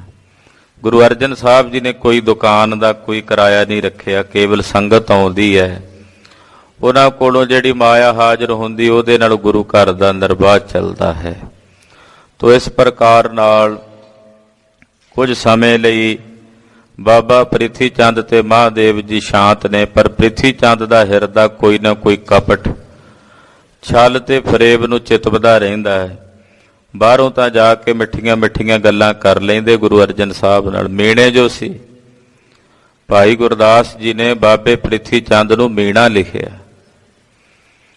ਕਿਉਂਕਿ ਮੀਣੇ ਦਾ ਮਤਲਬ ਹੁੰਦਾ ਵੀ ਜਿਹੜੇ ਮੂੰਹ ਦੇ ਮਿੱਠੇ ਤੇ ਅੰਦਰੋਂ ਮੀਸਣੇ ਹੋਣ, ਅੰਦਰੋਂ ਮਾੜੀ ਬਿਰਤੀ ਰੱਖਦੇ ਹੁਣ ਉਹਨੂੰ ਮੀਣਾ ਕਹਿੰਦੇ ਹਨ। ਤੋ ਭਾਈ ਗੁਰਦਾਸ ਜੀ ਨੇ ਬਾਬੇ ਪ੍ਰਿਥੀ ਚੰਦ ਨੂੰ ਮੀਣਾ ਲਿਖਿਆ। ਤੋ ਮੂੰਹ ਤੋਂ ਤਾਂ ਬੜੀਆਂ ਮਿੱਠੀਆਂ ਗੱਲਾਂ ਕਰਦੇ ਗੁਰੂ ਅਰਜਨ ਸਾਹਿਬ ਕੋਲ ਜਾ ਕੇ, ਪਰ ਮਨ 'ਚ ਸ਼ਰੀਕਾ ਚਿਤਵਦੇ ਹਨ। ਆਓ ਸਤਿਗੁਰੂ ਗੁਰੂ ਅਰਜਨ ਦੇਵ ਸਾਹਿਬ ਜੀ ਦੇ ਪਵਿੱਤਰ ਚਰਨਾਂ ਦਾ ਧਿਆਨ ਆਪਣੇ ਹਿਰਦਿਆਂ 'ਚ ਵਸਾਉਂਦਿਆਂ ਗੁਰਦੇਵ ਜੀ ਦੇ ਪਾਵਨ ਇਤਿਹਾਸ ਦੀ ਚੱਲ ਰਹੀ ਲੜੀਵਾਰ ਕਥਾ ਸਰਵਣ ਕਰੀਏ। ਗੁਰੂ ਚਰਨਾਂ 'ਚ ਆਪਣੀਆਂ ਹਾਜ਼ਰੀਆਂ ਲਵਾਉਂਦੇ ਆਖੀਏ ਜੀ, ਸਤਨਾਮ ਸ੍ਰੀ ਵਾਹਿਗੁਰੂ ਸਾਹਿਬ ਜੀ। ਸਤਨਾਮ ਸ੍ਰੀ ਵਾਹਿਗੁਰੂ ਸਾਹਿਬ ਜੀ। ਚੌਪਈ ਕੇਤਕ ਸਮਾਂ ਬਤੀਤਿਓ ਜਬੇ। ਇਸੇ ਤਰ੍ਹਾਂ ਜਦੋਂ ਕੁਝ ਸਮਾਂ ਬਤੀਤ ਹੋ ਗਿਆ, ਪ੍ਰਿਥੀਏ ਕੇ ਸੁਤ ਉਪਜਿਓ ਤਬੇ। ਬਾਬੇ ਪ੍ਰਿਥੀ ਚੰਦ ਦੇ ਘਰ ਇੱਕ ਪੁੱਤਰ ਨੇ ਜਨਮ ਲਿਆ। ਮਿਹਰਵਾਨ ਤੈ ਨਾਮ ਬਖਾਨਾ, ਜਿਹਦਾ ਨਾਮ ਬਾਬਾ ਮਿਹਰਵਾਨ ਜੀ ਰੱਖਿਆ ਗਿਆ। ਕੱਲ ਵੀ ਬੇਨਤੀ ਕੀਤੀ ਸੀ, ਬਾਬੇ ਮਿਹਰਬਾਨ ਨੇ ਗੁਰੂ ਅਰਜਨ ਸਾਹਿਬ ਦੇ ਚਰਨਾਂ 'ਚ ਆਪਣਾ ਬਚਪਨ ਬਤੀਤ ਕੀਤਾ। ਜਨਮ ਸਾਖੀ ਵੀ ਲਿਖੀ ਗੁਰੂ ਨਾਨਕ ਸਾਹਿਬ ਦੀ। ਇਹਨਾਂ ਦਾ ਇੱਕ ਮਤ ਵੀ ਚੱਲਿਆ ਜਿਨ੍ਹਾਂ ਨੂੰ ਦੀਵਾਨਿਆਂ ਦਾ ਮਤ ਕਹਿੰਦੇ ਹਨ। ਉਹ ਸੰਪਰਦਾਇ ਜੋ ਬਾਬੇ ਮਿਹਰਬਾਨ ਤੋਂ ਚੱਲੀ। ਖੈਰ, ਬਾਬਾ ਮਿਹਰਬਾਨ ਇਹਦਾ ਨਾਮ ਰੱਖਿਆ ਗਿਆ। ਭਈ ਵਧਾਈ ਆਨੰਦ ਮਹਾਨਾ। ਬੜੀਆਂ ਵਧਾਈਆਂ ਵੱਜੀਆਂ। ਬਾਬੇ ਪ੍ਰਿਥੀ ਚੰਦ ਨੂੰ ਵਧਾਈਆਂ ਮਿਲੀਆਂ, ਬੀਬੀ ਕਰਮੋ ਰਾਣੀ ਨੂੰ ਵਧਾਈਆਂ ਮਿਲੀਆਂ। ਕਿਤਕ ਮਾਸ ਕੋ ਪਿਕ ਸੁਖ ਪਾਵੇ। ਕੁਝ ਕੁ ਮਹੀਨੇ ਬੀਤ ਗਏ, ਬਾਬਾ ਪ੍ਰਿਥੀ ਚੰਦ ਜੀ ਬੜੇ ਖੁਸ਼ ਨੇ, ਘਰ 'ਚ ਪੁੱਤਰ ਦਾ ਜਨਮ ਹੋਇਆ। ਪੁੱਤਰ ਦਾ ਮੂੰਹ ਵੇਖਦੇ ਨੇ ਤੇ ਬੜੇ ਦੁਲਾਰ ਦੇ ਨਾਲ ਖੁਸ਼ੀ ਨਾਲ ਦਿਨ ਬਤੀਤ ਕਰਦੇ ਹਨ। ਸ਼੍ਰੀ ਗੁਰ ਅਰਜਨ ਟਿਗਲੇ ਆਵੇ। ਔਰ ਜਦੋਂ ਬਾਬਾ ਮਿਹਰਬਾਨ ਜੀ ਥੋੜੇ ਜੇ ਬੈਠਣ ਉੱਠਣ ਲੱਗ ਪਏ, ਉਹਨਾਂ ਨੂੰ ਨਾਲ ਲੈ ਕੇ ਬਾਬਾ ਪ੍ਰਿਥੀ ਚੰਦ ਜੀ ਜਾਂ ਕਦੇ ਕਰਮਾ ਦੇਈ ਜਾਂ ਕਦੇ ਕੋਈ ਦਾਸੀ ਦਾਸ, ਉਹ ਮਿਹਰਬਾਨ ਜੀ ਨੂੰ ਨਾਲ ਲੈ ਕੇ ਗੁਰੂ ਅਰਜਨ ਸਾਹਿਬ ਕੋਲ ਆਉਂਦੇ ਹਨ। ਕਰੇ ਪ੍ਰੇਮ ਇਵ ਲੇਵੇਂ ਗੋਦ। ਤੇ ਗੁਰੂ ਅਰਜਨ ਸਾਹਿਬ ਜੀ ਬੜਾ ਪ੍ਰੇਮ ਕਰਦੇ ਮਿਹਰਬਾਨ ਨਾਲ। ਭਤੀਜਾ ਹੈ, ਭਤੀਜੇ ਤੇ ਪੁੱਤ 'ਚ ਕਿਹੜਾ ਕੋਈ ਫਰਕ ਹੁੰਦਾ ਹੈ। ਨਾਲੇ ਮਹਾਰਾਜ ਗੁਰੂ ਅਰਜਨ ਸਾਹਿਬ ਦੀ ਤਾਂ ਸਮਾਨ ਦ੍ਰਿਸ਼ਟੀ ਹੈ। ਆਪਣੇ ਭਤੀਜੇ ਮਿਹਰਬਾਨ ਨੂੰ ਮਹਾਰਾਜ ਪੰਜਵੇਂ ਪਾਤਸ਼ਾਹ ਜੀ ਗੋਦ 'ਚ ਬਿਠਾ ਲੈਂਦੇ ਔਰ ਬੜਾ ਦੁਲਾਰ ਕਰਦੇ ਹਨ। ਅਧਿਕ ਦੁਲਾਰੇ ਵਦੇ ਪ੍ਰਮੋਦ। ਔਰ ਬੜਾ ਦੁਲਾਰ ਕਰਦੇ ਮਿਹਰਬਾਨ ਨੂੰ। ਜਦੋਂ ਆ ਜਾਣਾ ਮਿਹਰਬਾਨ ਨੇ ਘੰਟਿਆਂ ਬੱਧੀ ਮਹਾਰਾਜ ਜੀ ਦੇ ਕੋਲ ਹੀ ਰਹਿਣਾ। ਗੁਰੂ ਅਰਜਨ ਸਾਹਿਬ ਨਾਲ ਇੰਨਾ ਪ੍ਰੇਮ ਕਰਨਾ। ਬੱਚਾ ਜੋ ਸੀ, ਬਾਲਕ ਸੀ, ਪੰਜਵੇਂ ਪਾਤਸ਼ਾਹ ਨੇ ਵੀ ਬੜਾ ਪ੍ਰੇਮ ਕਰਨਾ। ਕੋਈ ਨਾ ਕੋਈ ਛਕਣ ਛਕਾਣ ਦਾ ਪਦਾਰਥ ਉਹ ਮਿਹਰਬਾਨ ਨੂੰ ਦੇ ਦੇਣਾ। ਬਾਬੇ ਮਿਹਰਬਾਨ ਨੇ ਪੰਜਵੇਂ ਪਾਤਸ਼ਾਹ ਦੇ ਚਰਨਾਂ 'ਚ ਬੈਠੇ ਰਹਿਣਾ ਤੇ ਬਹੁਤ ਜ਼ਿਆਦਾ ਮਹਾਰਾਜ ਜੀ ਸਨੇਹ ਕਰਦੇ ਬਾਬੇ ਮਿਹਰਬਾਨ ਨੂੰ। ਸਰਲ ਸੁਭਾਉ ਜਾਨ ਕਰ ਆਛੇ। ਗੁਰੂ ਅਰਜਨ ਸਾਹਿਬ ਜੀ ਦਾ ਸੁਭਾਅ ਜੋ ਬੜਾ ਸਰਲ ਹੈ, ਸਿੱਧਾ ਹੈ, ਭਲਾ ਹੈ। ਸਭ ਕੋ ਭਲੋ ਹੋਨ ਉਰ ਬਾਂਛੇ। ਮਹਾਰਾਜ ਜੀ ਤਾਂ ਸਾਰਿਆਂ ਦਾ ਹੀ ਭਲਾ ਚਾਹੁੰਦੇ, ਕਿਉਂਕਿ ਹਿਰਦਾ ਜੋ ਸਰਲ ਹੈ, ਜਿਹਦਾ ਸਰਲ ਹਿਰਦਾ ਹੁੰਦਾ ਉਹ ਸਭ ਦਾ ਭਲਾ ਮੰਗਦਾ। ਸਰਲ ਚਿੱਤ ਇਨਸਾਨ ਕਦੇ ਕਿਸੇ ਦਾ ਬੁਰਾ ਨਹੀਂ ਮੰਗਦਾ। ਮਹਾਰਾਜ ਗੁਰੂ ਅਰਜਨ ਸਾਹਿਬ ਦਾ ਹਿਰਦਾ ਸਰਲ ਹੈ ਔਰ ਸਭ ਦਾ ਭਲਾ ਮੰਗਦੇ ਹਨ। ਅਧਿਕ ਸਨੇ ਸਨੇ ਸਿਸ ਸਾਥਾ। ਬੜਾ ਸਨੇਹ ਕਰਦੇ ਬਾਬੇ ਮਿਹਰਬਾਨ ਨਾਲ। ਬਾਲਕ ਨਾਲ ਬੜਾ ਲਾਡ ਕਰਦੇ ਮਹਾਰਾਜ ਪੰਜਵੇਂ ਪਾਤਸ਼ਾਹ। ਕਦੇ ਉਹਦੇ ਨਾਲ ਖੇਡਦੇ ਨੇ, ਕਦੇ ਕੋਲ ਗੋਦੀ 'ਚ ਬਿਠਾ ਕੇ ਮਹਾਰਾਜ ਜੀ ਉਹਨੂੰ 35 ਅੱਖਰੀ ਪੜ੍ਹਾਉਂਦੇ। ਬਾਬੇ ਮਿਹਰਬਾਨ ਦੇ ਉਸਤਾਦ ਸੀ ਗੁਰੂ ਅਰਜਨ ਸਾਹਿਬ। ਕੋਲ ਬਿਠਾ ਕੇ ਉਹਨੂੰ ਗੁਰਬਾਣੀ ਪੜ੍ਹਾਉਂਦੇ, ਕਦੇ 35 ਅੱਖਰੀ ਪੜ੍ਹਾਉਂਦੇ। ਇਸ ਤਰ੍ਹਾਂ ਬਾਬੇ ਮਿਹਰਬਾਨ ਨੂੰ ਮਹਾਰਾਜ ਗੁਰੂ ਪੰਜਵੇਂ ਪਾਤਸ਼ਾਹ ਸਿੱਖਿਆ ਦਿੰਦੇ ਹਨ। ਆਨੇ ਨਿਤ ਪ੍ਰਤ ਢਿਗ ਗੁਰਨਾਥਾ। ਤੇ ਬਾਬਾ ਪ੍ਰਿਥੀ ਚੰਦ ਵੀ ਰੋਜ਼ ਆਇਆ ਕਰੇ। ਜਦੋਂ ਆਵੇ ਬਾਬੇ ਮਿਹਰਬਾਨ ਨੂੰ ਨਾਲ ਲੈ ਆਇਆ ਕਰੇ ਪੰਜਵੇਂ ਪਾਤਸ਼ਾਹ ਦੇ ਕੋਲ ਤੇ ਆਖੇ ਮਿਹਰਬਾਨ ਆ ਚਾਚਾ ਜੀ ਨੂੰ ਨਮਸਕਾਰ ਕਰੋ। ਮਹਾਰਾਜ ਗੁਰੂ ਅਰਜਨ ਸਾਹਿਬ ਨੂੰ ਨਮਸਕਾਰ ਕਰੋ। ਤੋ ਬਾਬੇ ਮਿਹਰਬਾਨ ਨੇ ਆ ਕੇ ਮੱਥਾ ਟੇਕਣਾ। ਪੰਜਵੇਂ ਪਾਤਸ਼ਾਹ ਜੀ ਨੇ ਮਿਹਰਬਾਨ ਨੂੰ ਆਪਣੇ ਚਰਨਾਂ 'ਚੋਂ ਚੁੱਕ ਕੇ ਗੋਦੀ 'ਚ ਬਿਠਾ ਲੈਣਾ। ਸੰਮਤ ਬੀਤਿਓ ਵਧਿਓ ਸਰੀਰ। ਖਾਲਸਾ ਜੀ ਏਦਾਂ ਹੀ 2-3 ਸਾਲ ਦਾ ਸਮਾਂ ਬੀਤ ਗਿਆ। ਬਾਬੇ ਮਿਹਰਬਾਨ ਦਾ ਸਰੀਰ ਜਿਵੇਂ ਜਿਵੇਂ ਸਮਾਂ ਬੀਤ ਰਿਹਾ, ਬਾਲਕਾਂ ਦੇ ਸਰੀਰ ਵਧਦੇ ਹਨ, ਤੋ ਬਾਬੇ ਮਿਹਰਬਾਨ ਦਾ ਸਰੀਰ ਵੀ ਵਧਿਆ। ਖੇਲੇ ਆਨ ਗੁਰੂ ਕੀ ਤੀਰ। ਬਾਬਾ ਮਿਹਰਬਾਨ ਜੀ ਮਹਾਰਾਜ ਜੀ ਦੇ ਕੋਲ ਹੀ ਖੇਡਦੇ ਸਾਰਾ ਦਿਨ। ਜੇ ਘਰੋਂ ਕੋਈ ਲੈਣ ਆਉਂਦਾ ਤੇ ਰੋਣ ਲੱਗ ਪੈਂਦੇ ਵੀ ਮੈਂ ਨਹੀਂ ਜਾਣਾ, ਮੈਂ ਇੱਥੇ ਹੀ ਰਹਿਣਾ। ਕਿਉਂਕਿ ਮਹਾਰਾਜ ਪੰਜਵੇਂ ਪਾਤਸ਼ਾਹ ਕੋਲ ਭਾਂਤ ਭਾਂਤ ਦੀਆਂ ਛਕਣ ਦੀਆਂ ਵਸਤੂਆਂ ਮਿਲਦੀਆਂ, ਪਦਾਰਥ ਮਿਲਦੇ। ਮਹਾਰਾਜ ਜੀ ਨੇ ਕਈ ਖਿਡੌਣੇ ਦਵਾ ਦਿੱਤੇ। ਤੋ ਸਾਰਾ ਦਿਨ ਬਾਬਾ ਮਿਹਰਬਾਨ ਜੀ ਮਹਾਰਾਜ ਜੀ ਦੇ ਕੋਲ ਹੀ ਖੇਡਦੇ ਹਨ। ਨਿਤ ਸਨੇਹ ਕਰ ਬਹੁਤ ਦੁਲਾਰੇ। ਸਤਿਗੁਰੂ ਜੀ ਸਨੇਹ ਵੀ ਬੜਾ ਕਰਦੇ ਨੇ। ਬੱਚੇ ਪ੍ਰੇਮ ਦੇ ਭੁੱਖੇ ਹੁੰਦੇ ਹਨ। ਜਿੱਥੇ ਪ੍ਰੇਮ ਮਿਲੇ ਉੱਥੇ ਆ ਕੇ ਟਿਕ ਜਾਂਦੇ ਨੇ। ਤੋ ਬਾਬੇ ਮਿਹਰਬਾਨ ਨਾਲ ਮਹਾਰਾਜ ਜੀ ਬੜਾ ਹੀ ਸਨੇਹ ਕਰਦੇ, ਬੜਾ ਹੀ ਪ੍ਰੇਮ ਕਰਦੇ ਹਨ। ਗਹੇ ਪੂਜਾ ਨਿਜ ਅੰਕ ਬਿਠਾਰੇ। ਕਈ ਵਾਰ ਮਿਹਰਬਾਨ ਦੀ ਬਾਹ ਫੜਨੀ ਤੇ ਫੜ ਕੇ ਆਪਣੀ ਗੋਦੀ 'ਚ ਬਿਠਾ ਲੈਣਾ। ਨਿਜ ਟਿਗ ਤੇ ਪੂਖਨ ਕਰਵਾਏ। ਮਹਾਰਾਜ ਜੀ ਨੇ ਆਖਿਆ ਮੇਰੇ ਪੁੱਤ ਨੂੰ ਸੋਹਣੇ ਆਭੂਸ਼ਣ ਬਣਾ ਕੇ ਦਿਓ। ਕਹਿੰਦੇ ਬੜੇ ਸੋਹਣੇ ਆਭੂਸ਼ਣ ਬਣਵਾ ਕੇ ਮਹਾਰਾਜ ਜੀ ਨੇ ਮਿਹਰਬਾਨ ਦੇ ਸਰੀਰ ਤੇ ਪਵਾਏ। ਸੁੰਦਰ ਕੰਚਨ ਕੀ ਪਹਿਰਾਏ। ਕਹਿੰਦੇ ਬੜੀ ਸੋਹਣੀ ਤੜਾਗੀ ਬਣਵਾ ਕੇ ਪਾਈ। ਬੜੇ ਸੁੰਦਰ ਕੜੇ ਕੰਕਣ ਉਹ ਪਵਾਏ। ਤਥਾ ਬਸਤਰ ਆਛੀ ਪਹਿਰਾਏ। ਫਿਰ ਵਧੀਆ ਵਧੀਆ ਬਸਤਰ ਮਹਾਰਾਜ ਜੀ ਬਣਵਾ ਕੇ ਮਿਹਰਬਾਨ ਨੂੰ ਪਵਾਉਂਦੇ ਹਨ। ਗੋਟਾ ਉਪਰ ਤਿਨੋਂ ਲਗਾਏ। ਔਰ ਉਹਦੇ ਉੱਤੇ ਗੋਟਾ ਲਾ ਕੇ, ਜਿਹੜੇ ਬਸਤਰ ਬਣਾਉਂਦੇ ਉੱਤੇ ਗੋਟਾ ਲਾ ਦਿੰਦੇ। ਜਰੀਦਾਰ ਬਸਤਰ ਹੁੰਦੇ ਜ਼ਿਆਦਾ ਪੁਰਾਣੇ, ਜਿਹੜੇ ਵਧੀਆ ਹੁੰਦੇ, ਉਹ ਜਰੀਦਾਰ ਬਸਤਰ ਹੋਣੇ, ਉਹਨਾਂ ਦੇ ਉੱਤੇ ਗੋਟਾ ਲਵਾ ਦੇਣਾ। ਜਿਮ ਨਿਜ ਸੁਤ ਕੇ ਜਾਣੇ ਤੈਸੇ। ਮਹਾਰਾਜ ਜੀ ਫਰਕ ਨਹੀਂ ਸਮਝਦੇ ਵੀ ਇਹ ਮੇਰੇ ਭਰਾ ਦਾ ਪੁੱਤਰ ਹੈ। ਇੰਨਾ ਪ੍ਰੇਮ ਕਰਦੇ ਵੀ ਸਾਡਾ ਹੀ ਪੁੱਤਰ ਹੈ। ਮਹਾਰਾਜ ਪੰਜਵੇਂ ਪਾਤਸ਼ਾਹ ਇੰਨਾ ਸਨੇਹ ਕਰਦੇ ਬਾਬੇ ਮਿਹਰਬਾਨ ਨੂੰ ਕਿ ਜਿਵੇਂ ਮੇਰਾ ਹੀ ਪੁੱਤਰ ਹੈ। ਪ੍ਰਿਥਿਆ ਕਰੇ ਬਿਲੋਕਨ ਐਸੇ। ਬਾਬਾ ਪ੍ਰਿਥੀ ਚੰਦ ਵੇਖਦਾ, ਉਹ ਸਾਰੀ ਇਹ ਖੇਡ ਵੇਖ ਰਿਹਾ ਹੈ ਕਿ ਜਦੋਂ ਬਾਬਾ ਮਿਹਰਬਾਨ ਜੀ ਜਾਂਦੇ, ਗੁਰੂ ਅਰਜਨ ਸਾਹਿਬ ਸਨੇਹ ਕਰਦੇ, ਤੋ ਬਾਬਾ ਪ੍ਰਿਥੀ ਚੰਦ ਜੀ ਵੇਖਦੇ ਨੇ। ਨਿਜ ਤ੍ਰਿਆ ਸਾਤ ਬਖਾਨੇ ਕਬੇ। ਹੁਣ ਪ੍ਰਿਥੀ ਚੰਦ ਦਾ ਦਿਮਾਗ ਜਿਹੋ ਜਿਹਾ ਸੀ ਉਹਨੇ ਉਹੋ ਜਿਹਾ ਸੋਚਣਾ ਸੀ। ਜਿਹੋ ਜੀ ਕਿਸੇ ਦੀ ਮਲਨ ਬਿਰਤੀ ਹੋਵੇ ਤੇ ਉਹ ਮੈਲਾ ਹੀ ਸੋਚਦਾ ਹੁੰਦਾ। ਪ੍ਰਿਥੀ ਚੰਦ ਨੇ ਜਾ ਕੇ ਆਪਣੀ ਘਰਵਾਲੀ ਨਾਲ ਕਰਮੋਂ ਨਾਲ ਗੱਲ ਕਰਨੀ ਤੇ ਉਹਨੂੰ ਜਾ ਕੇ ਕਹਿਣਾ, ਹਮ ਹੀ ਮਾਲਿਕ ਵਸਤੂ ਸਭੇ। ਕਹਿੰਦੇ ਕਰਮੋਂ ਫਿਕਰ ਨਾ ਕਰ, ਇਹ ਜਿੰਨੀਆਂ ਵਸਤੂਆਂ ਨੇ ਗੁਰੂ ਘਰ ਵਿੱਚ ਇਹਦੇ ਮਾਲਕ ਆਪਾਂ ਹੀ ਹੋਣਾ।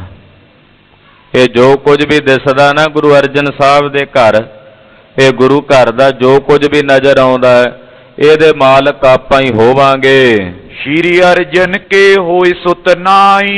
ਕਿਉਂਕਿ ਗੁਰੂ ਅਰਜਨ ਸਾਹਿਬ ਦੀ ਸ਼ਾਦੀ ਨੂੰ ਕਈ ਸਾਲ ਹੋ ਗਏ ਨੇ, ਉਹਨਾਂ ਘਰ ਸੰਤਾਨ ਕੋਈ ਨਹੀਂ, ਉਹਨਾਂ ਘਰ ਪੁੱਤਰ ਕੋਈ ਨਹੀਂ ਹੈ, ਤੇ ਹੁਣ ਸਾਡੇ ਪੁੱਤਰ ਨੂੰ ਹੀ ਆਪਣਾ ਪੁੱਤਰ ਸਮਝ ਕੇ ਉਹ ਲਾਡ ਕਰਦੇ ਨੇ, ਪਾਲਦੇ ਨੇ। ਉਹ ਦਿਨ ਦੂਰ ਨਹੀਂ ਜਦੋਂ ਇਹ ਸਾਰਾ ਕੁਝ ਸਾਡਾ ਹੀ ਹੋਵੇਗਾ। ਜੇ ਸਾਡਾ ਪੁੱਤਰ ਗੱਦੀ ਤੇ ਬਹਿ ਗਿਆ ਤੇ ਫਿਰ ਸਾਡਾ ਹੀ ਹੋਵੇਗਾ ਸਾਰਾ ਕੁਝ। ਏਦਾਂ ਬਾਬਾ ਪ੍ਰਿਥੀ ਚੰਦ ਕਰਮੋਂ ਦੇ ਨਾਲ ਗੱਲਾਂ ਕਰਦਾ ਹੈ। ਲਖੀਅਤ ਗੁਰਤਾ ਹਵੈ ਹਮ ਪਾਹੀ। ਬਸ ਇਹ ਸਮਝ ਲੈ ਵੀ ਗੁਰਿਆਈ ਆਪਣੇ ਕੋਲ ਹੀ ਆਈ ਸਮਝੋ। ਕਿਉਂਕਿ ਗੁਰੂ ਅਰਜਨ ਸਾਹਿਬ ਦੇ ਘਰ ਤਾਂ ਹੈ ਨਹੀਂ ਕੋਈ ਔਲਾਦ, ਉਹਨਾਂ ਦੇ ਘਰ ਤਾਂ ਕੋਈ ਪੁੱਤਰ ਹੈ ਨਹੀਂ। ਸਾਡਾ ਪੁੱਤਰ ਹੈ, ਉਹ ਉਹਨਾਂ ਦੀ ਗੋਦ 'ਚ ਖੇਡਦਾ। ਮਹਾਂਦੇਵ ਨੇ ਉੱਦਾਂ ਨਹੀਂ ਸ਼ਾਦੀ ਕਰਾਈ। ਇਸ ਕਰਕੇ ਜਿਹੜੀ ਗੁਰਿਆਈ ਹੈ ਨਾ, ਕਰਮੋਂ ਇਹ ਸਮਝ ਵੀ ਹੁਣ ਆਪਣੇ ਘਰ ਹੀ ਆਉਣੀ ਹੈ। ਹਮਰੇ ਸੁਤ ਕੋ ਲਾਡ ਲਡਾਵੇਂ। ਗੁਰੂ ਅਰਜਨ ਸਾਹਿਬ ਸਾਡੇ ਪੁੱਤਰ ਨੂੰ ਲਾਡ ਲਡਾਉਂਦੇ ਹਨ। ਬਸਨ ਵਿਭੂਖਨ ਸਭ ਪਹਿਰਾਵੇਂ। ਵਸਤਰ ਪਵਾਉਂਦੇ ਨੇ, ਸੋਹਣੇ ਗਹਿਣੇ ਆਭੂਸ਼ਣ ਕਢਾ ਕੇ ਪਵਾਉਂਦੇ ਹਨ। ਇਨਕੋ ਦੇਹ ਅੰਤ ਜਬ ਹੋਏ। ਜਦੋਂ ਗੁਰੂ ਅਰਜਨ ਸਾਹਿਬ ਸਰੀਰ ਛੱਡਣਗੇ, ਇੱਥੋਂ ਤੱਕ ਲਾਈ ਜਾਂਦਾ ਪ੍ਰਿਥੀਆ ਸੋਚੀ ਜਾਂਦਾ, ਜਿਵੇਂ ਇਹਨੇ ਪੱਕੀ ਰਜਿਸਟਰੀ ਕਰਾਈ ਵੀ ਇਹਨੇ ਜਾਣਾ ਹੀ ਨਹੀਂ ਹੈ ਸੰਸਾਰ ਤੋਂ। ਹਾਲਾਂਕਿ ਵੱਡਾ ਤਾਂ ਆਪ ਸੀ, ਨਿਯਮ ਮੁਤਾਬਕ ਤਾਂ ਇਹਦਾ ਹੀ ਬਣਦਾ ਸੀ ਜਾਣਾ, ਪਰ ਫਿਰ ਵੀ ਬਿਰਤੀ ਜਿਹੋ ਜੀ ਕਹਿੰਦਾ ਵੀ ਇਹ ਗੁਰੂ ਅਰਜਨ ਸਾਹਿਬ ਨੇ ਜਦੋਂ ਸਰੀਰ ਛੱਡ ਦੇਣਾ, ਜਦੋਂ ਇਹ ਜਾਣਗੇ ਸੱਚਖੰਡ, ਹਮ ਕੋਈ ਪੂਜੇ ਸਭ ਕੋਏ। ਫਿਰ ਤਾਂ ਸਾਡੀ ਪੂਜਾ ਹੋਣੀ ਹੈ, ਕਿਉਂਕਿ ਸਾਡਾ ਪੁੱਤਰ ਹੈ ਮਿਹਰਬਾਨ। ਇਹਨੇ ਗੱਦੀ ਸਾਂਭਣੀ, ਇਹ ਨਾ ਲਵੇਗਾ। ਜੇ ਛੋਟਾ ਹੋਇਆ ਤਾਂ ਮੈਂ ਸਾਂਭ ਲਵਾਂਗਾ, ਮੈਨੂੰ ਤਾਂ ਸਾਰਾ ਕੰਮ ਆਉਂਦਾ ਹੀ ਹੈ। ਗੁਰੂ ਰਾਮਦਾਸ ਸਾਹਿਬ ਦੇ ਸਮੇਂ ਗੁਰੂ ਘਰ ਦੇ ਸਾਰੇ ਕੰਮ ਮੈਂ ਹੀ ਸੰਭਾਲਦਾ ਰਿਹਾ।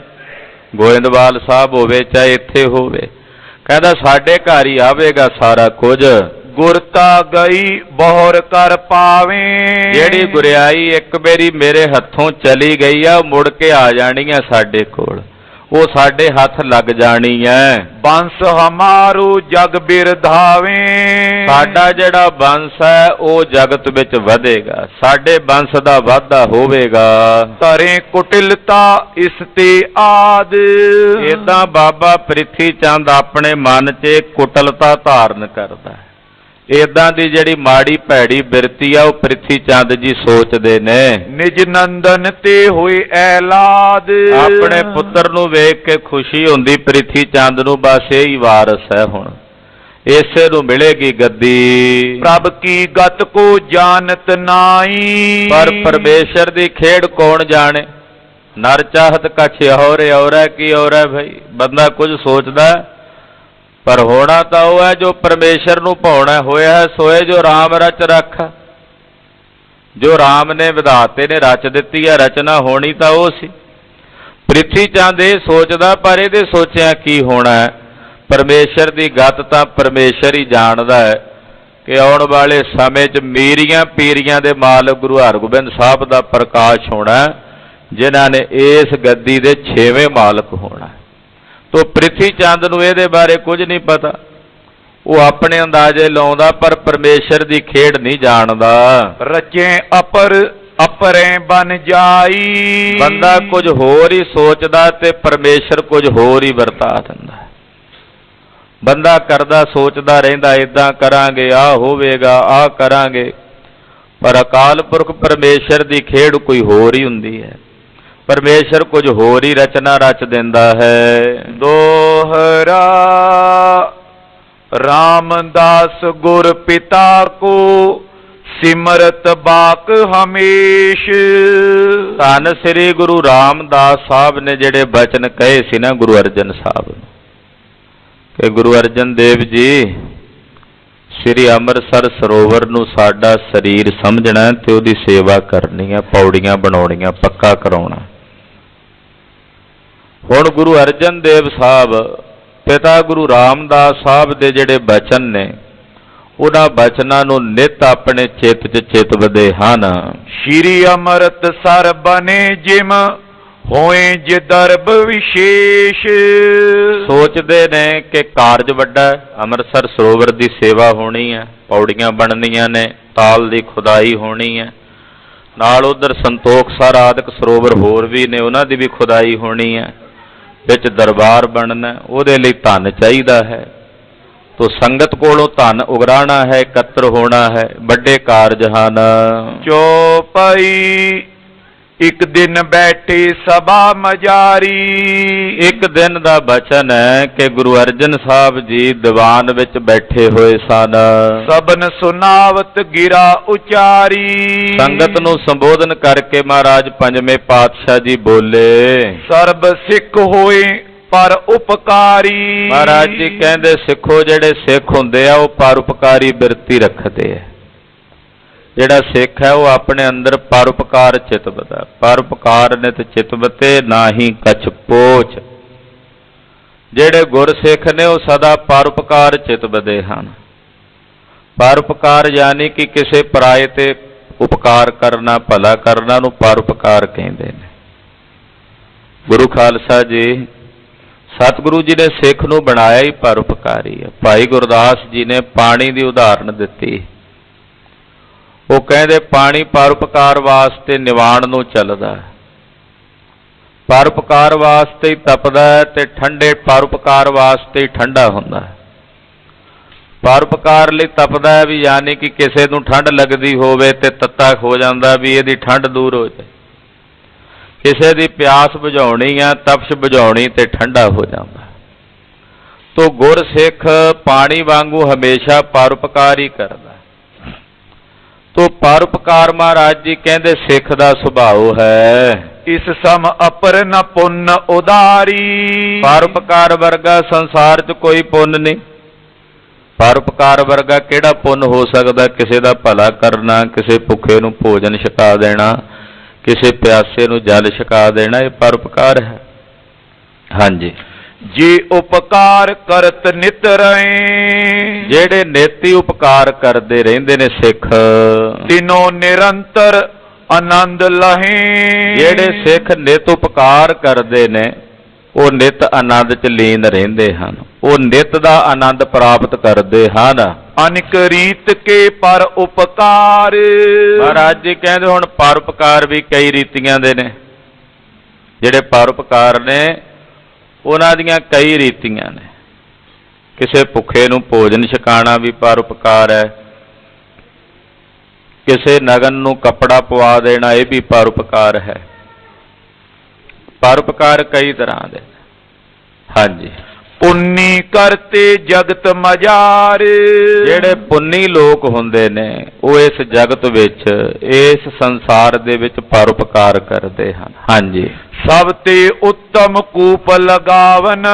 ਕਹਿੰਦੇ ਪਰਉਪਕਾਰ ਦੇ ਵਿੱਚ ਸਭ ਤੋਂ ਉੱਤਮ ਪਰਉਪਕਾਰ ਹੈ ਕਿ ਕਿਸੇ ਨਗਰ ਵਿੱਚ, ਕਿਸੇ ਸ਼ਹਿਰ 'ਚ ਖੂਹ ਲਵਾ ਦੇਣਾ। ਕਿਉਂਕਿ ਉਹਨਾਂ ਦਿਨਾਂ 'ਚ ਪਾਣੀ ਦੇ ਪ੍ਰਬੰਧ ਵਾਸਤੇ ਖੂਹ ਲਵਾਉਣ ਦਾ ਬੜਾ ਵੱਡਾ ਪਰਉਪਕਾਰ ਸੀ। ਗੁਰੂ ਸਾਹਿਬ ਨੇ ਆਪ ਬੜੇ ਖੂਹ ਲਵਾਏ ਨੇ।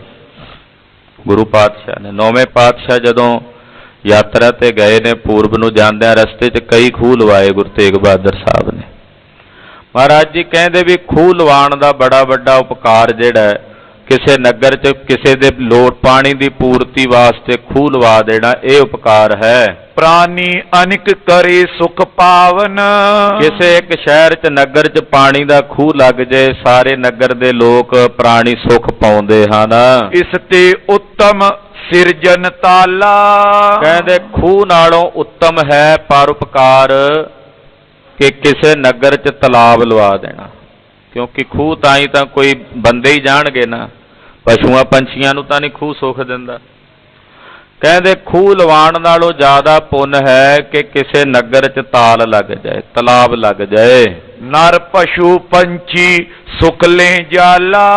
ਜਿੱਥੇ ਮਨੁੱਖਾਂ ਨੂੰ ਤਾਂ ਸੁੱਖ ਮਿਲੇਗਾ ਹੀ, ਪੰਛੀ ਵੀ ਪਾਣੀ ਪੀਣਗੇ, ਜਾਨਵਰਾਂ ਨੂੰ ਵੀ, ਪਸ਼ੂਆਂ ਨੂੰ ਵੀ ਪੀਣ ਨੂੰ ਪਾਣੀ ਮਿਲੇਗਾ। ਕਹਿੰਦੇ ਫਿਰ ਖੂਹ ਨਾਲੋਂ ਜ਼ਿਆਦਾ ਪਰਉਪਕਾਰ ਹੋਇਆ ਨਾ ਕਿਤੇ ਤਲਾਬ ਲਵਾ ਦੇਣ ਦਾ। ਇਸ ਤੇ ਉੱਤਮ ਤੀਰਥ ਹੇਤ। ਮਹਾਰਾਜ ਜੀ ਕਹਿੰਦੇ ਤਲਾਬ ਨਾਲੋਂ ਵੀ ਉੱਤਮ ਹੈ ਕੋਈ ਤੀਰਥ ਲਾਉਣਾ, ਕੋਈ ਤੀਰਥ ਬਣਾਉਣਾ। ਆਖੋ ਸਤਿਨਾਮ ਸ੍ਰੀ ਵਾਹਿਗੁਰੂ। ਕਿਸੇ ਤਾਲ ਨਾਲੋਂ ਵੀ ਉੱਤਮ ਹੈ ਕੋਈ ਤੀਰਥ ਬਣਾ ਦੇਣਾ। ਚੌਂ ਦਿਸ਼ ਤੇ ਸੁਪਾਨ ਕਰ ਦੇਤ। ਕੋਈ ਮਹਾਨ ਤੀਰਥ ਸਿਰਜਣਾ ਜਿਹਦੇ ਚਾਰੇ ਪਾਸੇ ਪੱਕੀਆਂ ਪੌੜੀਆਂ ਹੋਣੀਆਂ, ਕਿਉਂਕਿ ਤਲਾਬ ਤਾਂ ਪਿੰਡਾਂ 'ਚ ਛੱਪੜਾਂ ਟੋਭਿਆਂ ਵਾਂਗੂ ਹੁੰਦੇ, ਤੇ ਜਿਹੜਾ ਉੱਤਮ ਤਾਲ ਲਾ ਦੇਣਾ, ਆਲੇ ਦੁਆਲੇ ਪੱਕੀਆਂ ਪੌੜੀਆਂ ਬਣਾ ਦੇਣੀਆਂ। ਕਰੇ ਇਸ਼ਨਾਨ ਦਾਨ ਤੈ ਆਏ। ਉੱਥੇ ਲੋਕ ਆ ਕੇ ਤੀਰਥ 'ਚ ਇਸ਼ਨਾਨ ਕਰਨ, ਦਾਨ ਪੁੰਨ ਕਰਨ, ਪਰਮੇਸ਼ਰ ਦਾ ਭਜਨ ਕਰਨ, ਅਕਾਲ ਪੁਰਖ ਦਾ ਨਾਮ ਜਪਣ। ਇਹਦੇ ਵਰਗਾ ਤਾਂ ਪਰਉਪਕਾਰ ਹੋ ਹੀ ਨਹੀਂ ਸਕਦਾ ਕੋਈ ਹੋਰ, ਕੋਈ ਤੀਰਥ ਲਾਣ ਦਾ ਪਰਉਪਕਾਰ ਹੋਣਾ। ਤਿਸ ਕੋ ਫਲ ਵੱਡ ਆਨੰਦ ਪਾਏ। ਮਹਾਰਾਜ ਜੀ ਕਹਿੰਦੇ ਇਹਦਾ ਹੋਰ ਪਰਮ ਆਨੰਦ ਫਲ ਦੇ ਰੂਪ 'ਚ ਪ੍ਰਾਪਤ ਹੁੰਦਾ ਹੈ। ਤੀਰਥ ਮੈਂ ਤੀਰਥ ਗੁਰ ਕੇਰਾ। ਫਿਰ ਤੀਰਥਾਂ ਵਿੱਚੋਂ ਸਭ ਤੋਂ ਵੱਡਾ ਮਹਾਨ ਤੀਰਥ ਗੁਰੂ ਦਾ ਤੀਰਥ ਲੱਗ ਜਾਣਾ। ਆਖੋ ਸਤਿਨਾਮ ਸ੍ਰੀ ਵਾਹਿਗੁਰੂ। ਕਹਿੰਦੇ ਕਦਾਮ ਤੀਰਥ ਹੋ ਗਏ, ਫਿਰ ਤੀਰਥਾਂ ਵਿੱਚੋਂ ਸਭ ਤੋਂ ਵੱਡਾ ਤੀਰਥ ਉਹ ਹੈ ਗੁਰੂ ਦਾ ਤੀਰਥ। ਆਪਣੇ ਗੁਰੂ ਦਾ ਸਥਾਨ ਬਣਾਉਣਾ, ਗੁਰੂ ਦਾ ਤੀਰਥ ਬਣਾਉਣਾ, ਇਹ ਭਾਵਨਾ ਸਿੱਖਾਂ 'ਚ ਕਿੰਨੀ ਪ੍ਰਬਲ ਹੈ।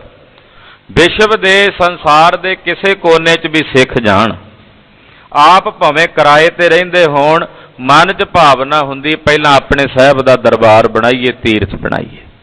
ਔਰ ਉੱਥੇ ਸੰਗੇ ਮਰਮਰ ਲੱਗੇ, ਭਾਵੇਂ ਮੈਂ ਕੱਚੇ ਮਕਾਨ 'ਚ ਰਹਾਂ ਤੇ ਕਿਰਾਏ ਦੇ ਮਕਾਨ 'ਚ ਰਹਾਂ। ਇਹ ਸਿੱਖਾਂ ਦੀ ਭਾਵਨਾ, ਇਹ ਗੁਰੂ ਸਾਹਿਬ ਨੇ ਭਰੀ ਹੈ ਸਾਡੇ ਅੰਦਰ। ਮਹਾਰਾਜ ਜੀ ਕਹਿੰਦੇ ਕਿ ਤੀਰਥਾਂ ਵਿੱਚੋਂ ਸਭ ਤੋਂ ਵੱਡਾ ਤੀਰਥ ਲਾਉਣਾ, ਗੁਰੂ ਦਾ ਸਥਾਨ ਬਣਾਉਣਾ, ਗੁਰੂ ਸਾਹਿਬ ਦੀਆਂ ਯਾਦਗਾਰਾਂ ਬਣਾਉਣੀਆਂ, ਗੁਰੂ ਸਾਹਿਬ ਦੇ ਤੀਰਥ ਬਣਾਉਣੇ, ਮਹਾਰਾਜ ਜੀ ਦੇ ਅਸਥਾਨ ਬਣਾਉਣੇ, ਗੁਰੂ ਸਾਹਿਬਾਂ ਦੇ ਸਰੋਵਰਾਂ ਦੀ ਸੇਵਾ ਕਰਨੀ, ਤਾਲਾਂ ਦੀ ਸੇਵਾ ਕਰਨੀ, ਬੌਲੀਆਂ ਦੀ ਸੇਵਾ ਕਰਨੀ। ਕਹਿੰਦੇ ਇਹਦੇ ਵਰਗਾ ਬੜਾ ਪਰਉਪਕਾਰ, ਇਹਦੇ ਵਰਗਾ ਤਾਂ ਉਪਕਾਰ ਹੀ ਕੋਈ ਨਹੀਂ। ਬਦੋਛੀ ਦੇ ਰਹਿਣ ਵਾਲੇ ਮਹਾਂਪੁਰਖ ਸਨ ਬਾਬਾ ਬੀਰਮਦਾਸ ਜੀ, ਉਦਾਸੀ ਮਹਾਂਪੁਰਸ਼, ਆਪਣੇ ਨੇੜੇ ਬਦੋਛੀ ਨਗਰ ਹੈ। ਬਾਬਾ ਬੀਰਮਦਾਸ ਜੀ ਦੀ ਬੜੀ ਲੰਮੀ ਆਯੂ ਹੋਈ ਮਹਾਂਪੁਰਸ਼ਾਂ ਦੀ। ਉਦਾਸੀ ਮਹਾਂਪੁਰਖ ਤੇੜ ਲੰਗੋਟ ਹੀ ਰੱਖਦੇ, ਵਾਣ ਵੱਟ ਕੇ ਤੇ ਆਪਣਾ ਗੁਜ਼ਾਰਾ ਕਰਦੇ।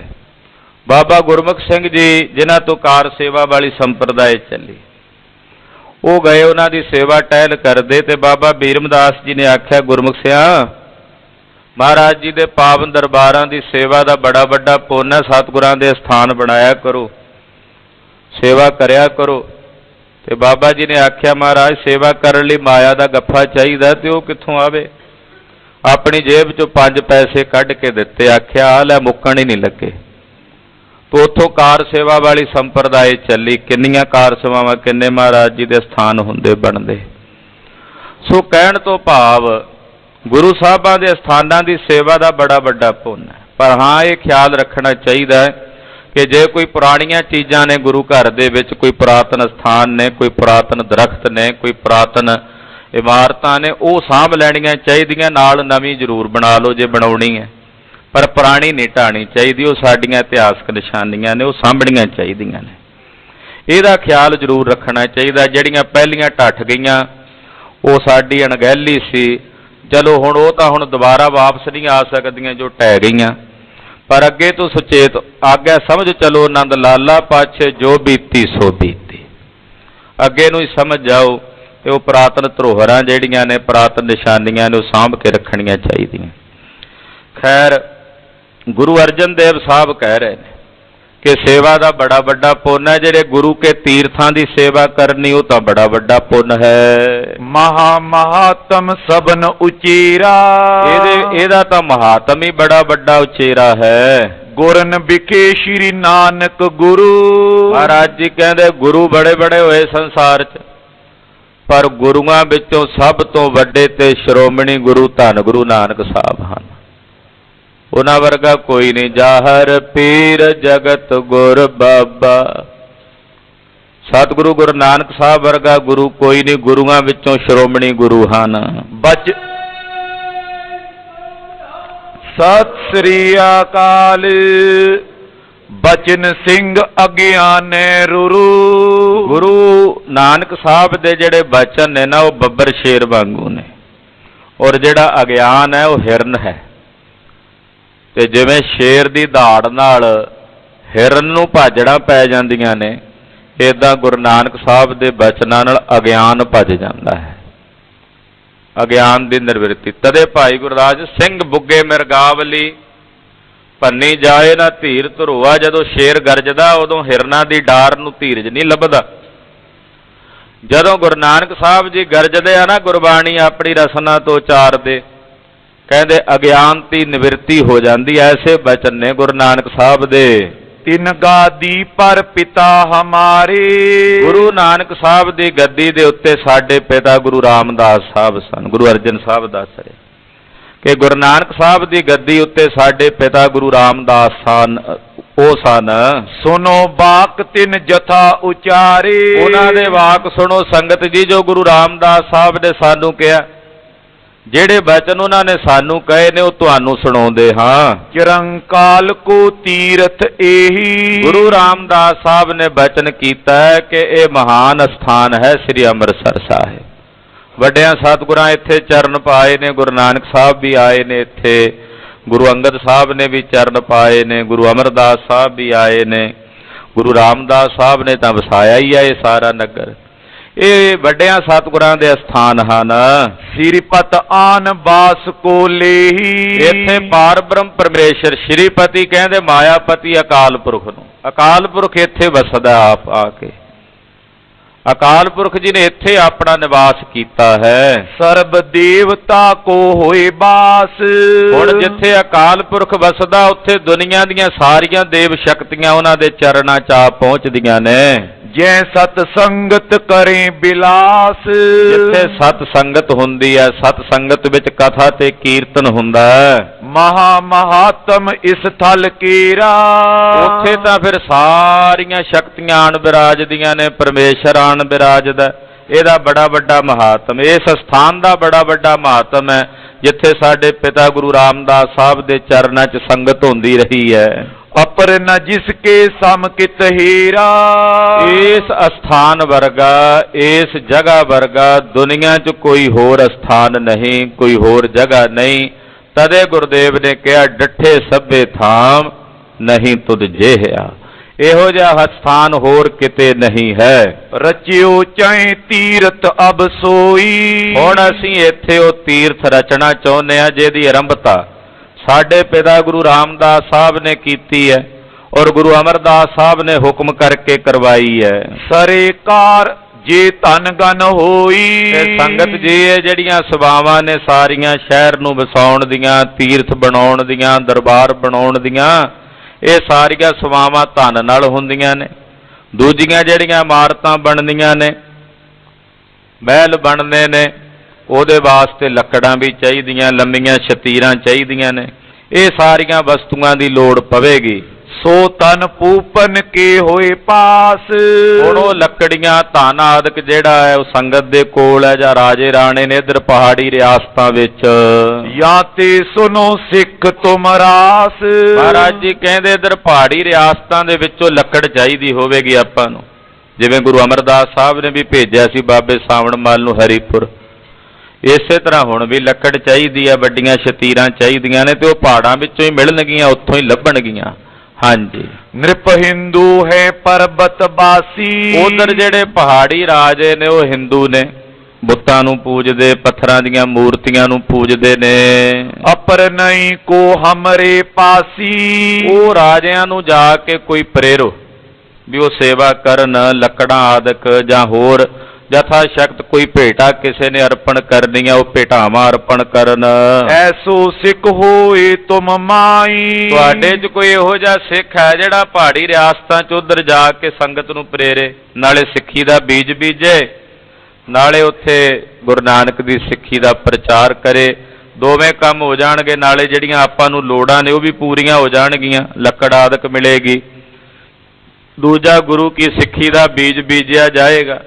ਦੱਸੋ ਤੁਹਾਡੇ 'ਚੋਂ ਐਸਾ ਕਿਹੜਾ ਸਿੱਖ ਹੈ ਜਿਹੜਾ ਉਹਨਾਂ ਪਹਾੜਾਂ ਦੀਆਂ ਰਿਆਸਤਾਂ ਵਿੱਚ ਜਾ ਕੇ ਸਾਡਾ ਇਹ ਕਾਰਜ ਕਰੇ। ਮਨੇ ਕਿਤ ਅਚਲੇ ਸੁਰ ਪਾਹੀ। ਔਰ ਉਹ ਜਿਹੜੇ ਪਹਾੜੀ ਰਾਜੇ ਨੇ ਜਾਂ ਉੱਥੋਂ ਦੀ ਜਿਹੜੀ ਪਹਾੜੀ ਜਨਤਾ ਹੈ, ਉਹਨਾਂ ਲੋਕਾਂ ਨੂੰ ਪ੍ਰੇਰ ਕੇ ਗੁਰੂ ਘਰ ਲੈ ਕੇ ਆਵੇ।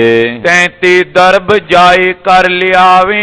ਉਤੋਂ ਧਨ ਦੀ ਵੀ ਕਮੀ ਨਹੀਂ ਰਹਿਣ ਲੱਗੀ, ਲੱਕੜ ਆਦਿਕ ਦਾ ਜਿਹੜਾ ਪਦਾਰਥ ਚਾਹੀਦੇ ਨੇ ਉਹ ਵੀ ਨਹੀਂ ਮੁੱਕਣ ਲੱਗੇ। ਪੁਨ ਗੁਰ ਬਚਤੇ ਸਰ ਬਨਵਾਵੇ।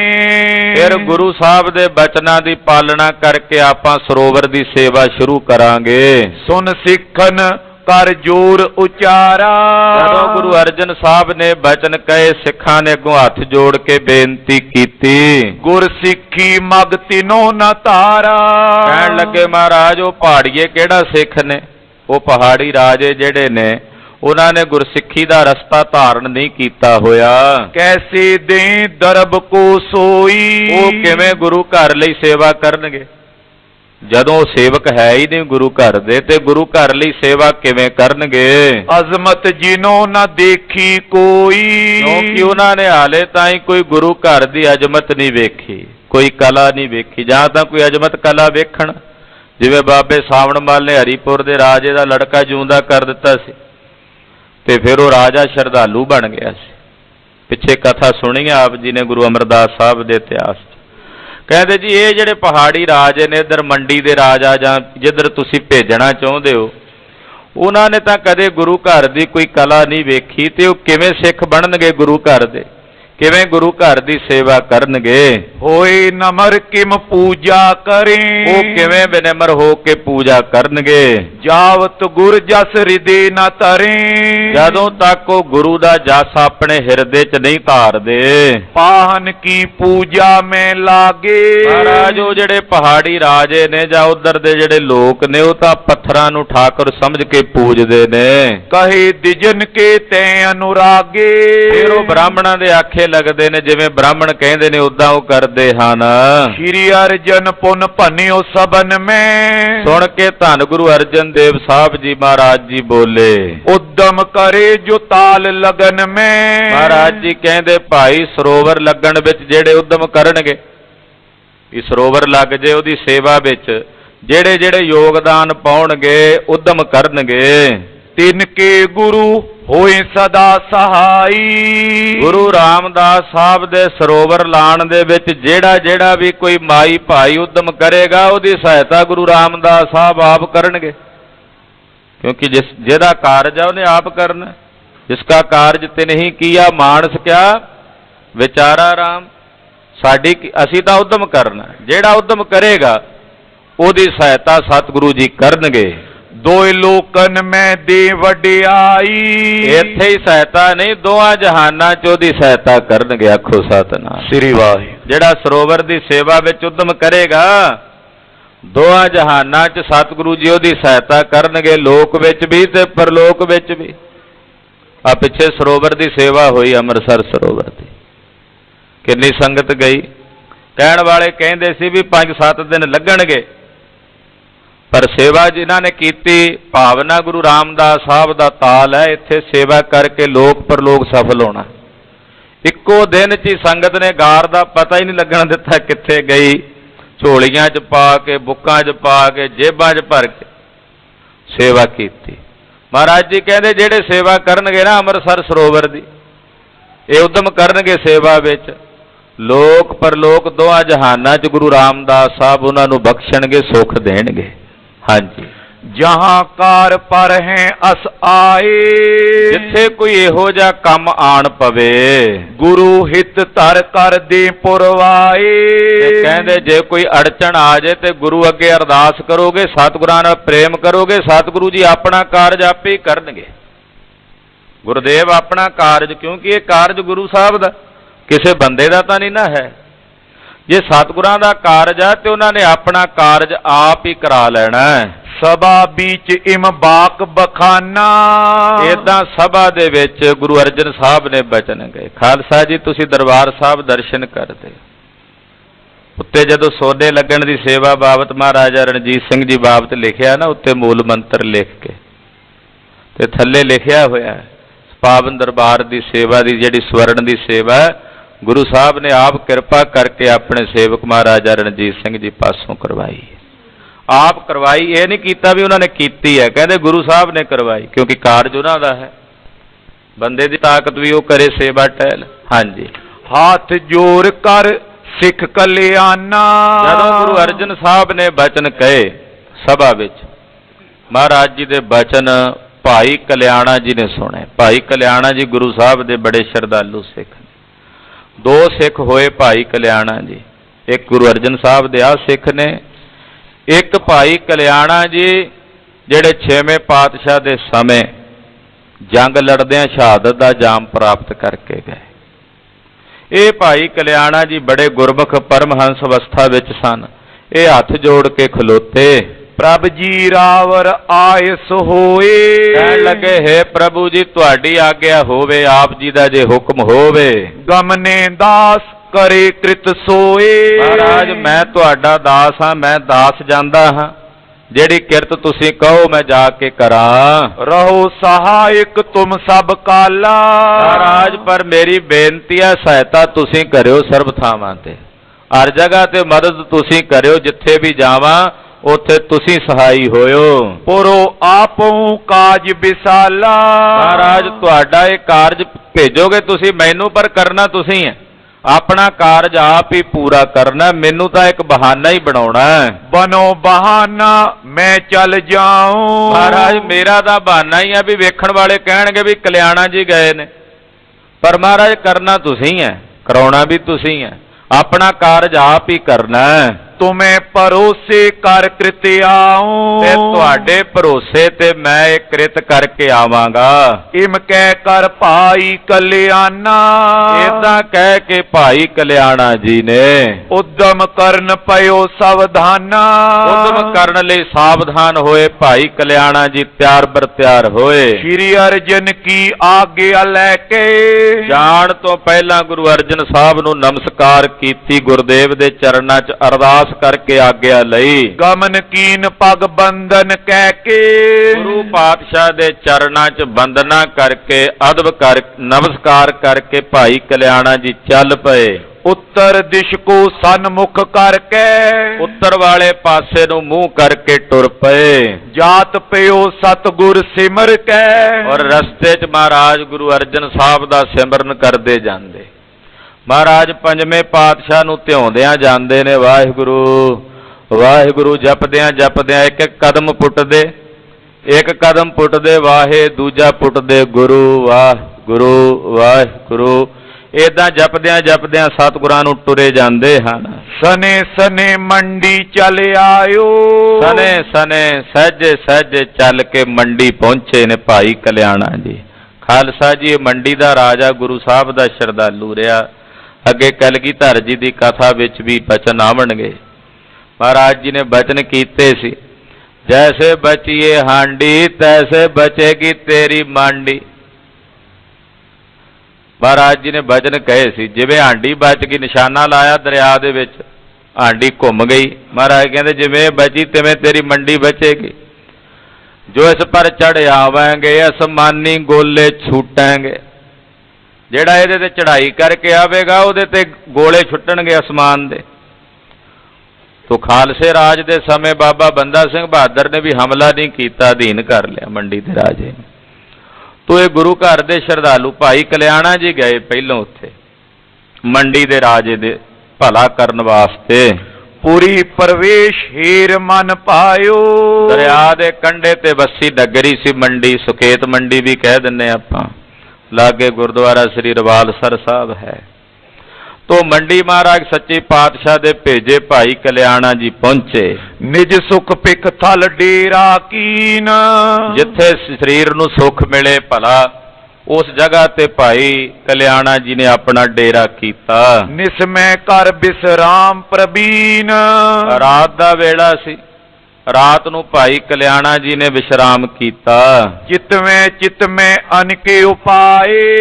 ਸੋਚਦੇ ਨੇ, ਵਿਉਂਤਬੰਦੀ ਬਣਾਉਂਦੇ ਨੇ, ਚਿਤਵਦੇ ਨੇ ਕਈ ਤਰ੍ਹਾਂ ਦੇ ਉਪਾਅ। ਕਿਮ ਗੁਰ ਕੋ ਮਾਨੇ ਨਰ ਰਾਏ। ਸੋਚਦੇ ਨੇ ਵੀ ਗੁਰੂ ਸਾਹਿਬ ਦਾ ਹੁਕਮ ਇਹ ਰਾਜਾ ਮੰਨੇਗਾ ਕਿਵੇਂ। ਇਹਨਾਂ ਨੇ ਤਾਂ ਸਿੱਖਾਂ, ਇਹਨਾਂ ਨੂੰ ਪਤਾ ਹੀ ਨਹੀਂ ਸਿੱਖੀ ਦਾ, ਗੁਰੂ ਘਰ ਦੀ ਮਹਿਮਾ ਤੋਂ ਅਣਜਾਣ ਨੇ। ਹੁਣ ਇਹਨਾਂ ਨੂੰ ਕਿਵੇਂ ਪ੍ਰੇਰੀਏ, ਕੀ ਵਿਉਂਤ ਬਣਾਈਏ, ਕੀ ਉਪਾਅ ਕਰੀਏ, ਰਾਜਾ ਗੁਰੂ ਸਾਹਿਬ ਦਾ ਸ਼ਰਧਾਲੂ ਬਣ ਜਾਏ। ਹਾਂਜੀ, ਜਿਸ ਤੇ ਅਰਪੇ ਦਰਬ ਵਿਸਾਲ। ਜਿਹਦੇ ਨਾਲ ਰਾਜਾ ਗੁਰੂ ਘਰ ਦੀ ਸੇਵਾ ਕਰੇ, ਜੋ ਕੁਝ ਚਾਹੀਦਾ ਲੱਕੜਾਂ ਵਗੈਰਾ ਧਨ ਆਦਿਕ ਉਹ ਗੁਰੂ ਚਰਨਾਂ 'ਚ ਭੇਟ ਕਰੇ। ਸੁੰਦਰ ਬਨੇ ਸੰਪੂਰਨ ਤਾਲ। ਔਰ ਮਹਾਰਾਜ ਜੀ ਦਾ ਤਾਲ ਬਣੇ, ਸੋਹਣਾ ਸਰੋਵਰ ਬਣੇ, ਸੋਹਣੀਆਂ ਇਮਾਰਤਾਂ ਬਣਨ, ਉੱਥੇ ਸੋਹਣੇ ਮਹਿਲ ਮੁਨਾਰੇ ਬਣਨ। ਕਾਰਜ ਮਹਾ ਹੋਏ ਉਪਕਾਰੂ। ਕਿਉਂਕਿ ਇਹ ਉਪਕਾਰ ਦਾ ਕਾਰਜ ਹੈ। ਜਦੋਂ ਮਹਾਰਾਜ ਗੁਰੂ ਅਰਜਨ ਸਾਹਿਬ ਨੇ ਕਿਹਾ ਵੀ ਬੜਾ ਵੱਡਾ ਉਪਕਾਰ ਹੈ ਗੁਰੂ ਘਰ ਦੀ ਸੇਵਾ ਕਰਨੀ, ਗੁਰੂ ਤੀਰਥ ਦੀ ਸੇਵਾ ਕਰਨੀ, ਗੁਰੂ ਦਰਬਾਰ ਦੀ, ਗੁਰੂ ਸਰੋਵਰਾਂ ਦੀ, ਗੁਰੂ ਬੌਲੀਆਂ ਦੀ ਸੇਵਾ ਟਹਿਲ ਕਰਨੀ, ਇਹਦਾ ਵੱਡਾ ਬੜਾ ਭਾਰੀ ਪੁੰਨ ਹੈ। ਇਹਦੇ ਵਰਗੀ ਸੇਵਾ ਦਾ ਪੁੰਨ ਹੀ ਕੋਈ ਨਹੀਂ ਕੋਈ ਹੋਰ। ਇਹ ਤਾਂ ਬੜੇ ਉਪਕਾਰ ਦਾ ਕਾਰਜ ਹੋਵੇਗਾ। ਮਮ ਆਵਨ ਹੋਏ ਸਫਲ ਉਦਾਰੂ। ਮੇਰਾ ਇੱਥੇ ਆਉਣਾ ਸਫਲ ਹੋਵੇ, ਕੋਈ ਇਹੋ ਜਿਹੀ ਤਰਕੀਬ ਬਣੇ, ਕੋਈ ਇਹੋ ਜਿਹਾ ਤਰੀਕਾ ਬਣੇ। ਕਿਤਕ ਦਿਵਸ ਤੈ ਬਸਤ ਬਿਤਾਏ। ਭਾਈ ਕਲਿਆਣਾ ਜੀ ਟਿਕ ਗਏ, ਕੁਝ ਦਿਨ ਬੜੀ ਸ਼ਾਂਤੀ ਨਾਲ ਕੱਟੇ। ਵੀ ਗੁਰੂ ਸਾਹਿਬ ਦਾ ਕਾਰਜ ਹੈ, ਕੋਈ ਨਾ ਕੋਈ ਵਿਧ ਬਣੇਗੀ, ਕਾਲੇ ਪਿਆ ਨਹੀਂ ਬਣਦੀ ਗੱਲ। ਸ਼ਾਂਤੀ ਨਾਲ ਟਿਕ ਜਾਣ ਦੇ ਨਾਲ ਕੋਈ ਨਾ ਕੋਈ ਰਾਹ ਸਾਹਿਬ ਜੀ ਆਪੇ ਹੀ ਵਿਖਾ ਦਿੰਦੇ, ਬਣਾ ਦਿੰਦੇ। ਭਾਈ ਕਿ ਉੱਥੇ ਟਿਕ ਗਏ, ਗੁਰੂ ਗੁਰੂ ਜਪਣ ਲੱਗੇ, ਭਜਨ ਕਰਿਆ ਕਰਨ ਸਵੇਰੇ ਆਨੰਦ ਦੇ ਵਿੱਚ, ਆਲੇ ਦੁਆਲੇ ਦੇ ਲੋਕਾਂ ਨੂੰ ਮਿਲਣਾ ਗਿਲਣਾ, ਉਹਨਾਂ ਨਾਲ ਗੱਲਬਾਤ ਕਰਨੀ। ਏਦਾਂ ਕੁਝ ਕੁ ਦਿਨ ਕੀਤੇ, ਮਿਲਨ ਭੂਪ ਕੋ ਘਾਤ ਨ ਪਾਏ। ਤਰੀਕਾ ਲੱਭਦੇ ਰਹੇ ਵੀ ਕਿਸੇ ਤਰੀਕੇ ਰਾਜੇ ਨਾਲ, ਜਿਹੜਾ ਮੰਡੀ ਦਾ ਰਾਜ ਹੈ, ਉਹਦੇ ਨਾਲ ਮੁਲਾਕਾਤ ਹੋਵੇ। ਹੁਣ ਰਾਜਿਆਂ ਨੂੰ ਮਿਲਣਾ ਕਿਹੜਾ ਕੋਈ ਸੌਖਾ ਕੰਮ ਸੀ? ਕੋਈ ਸਧਾਰਨ ਬੰਦਾ ਆਇਆ, ਰਾਜੇ ਨੂੰ ਕਿਵੇਂ ਮਿਲੇ?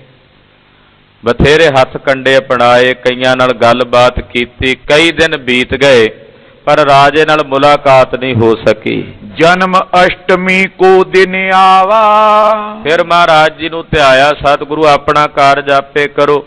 ਵਿਧ ਬਣ ਗਏ। ਕਹਿੰਦੇ ਜਨਮ ਅਸ਼ਟਮੀ ਦਾ ਦਿਨ, ਭਗਵਾਨ ਕ੍ਰਿਸ਼ਨ ਜੀ ਦੀ ਜਨਮ ਅਸ਼ਟਮੀ ਹੈ, ਜਨਮ ਦਾ ਦਿਨ ਮੰਨਿਆ ਜਾਂਦਾ ਅਸ਼ਟਮੀ ਨੂੰ।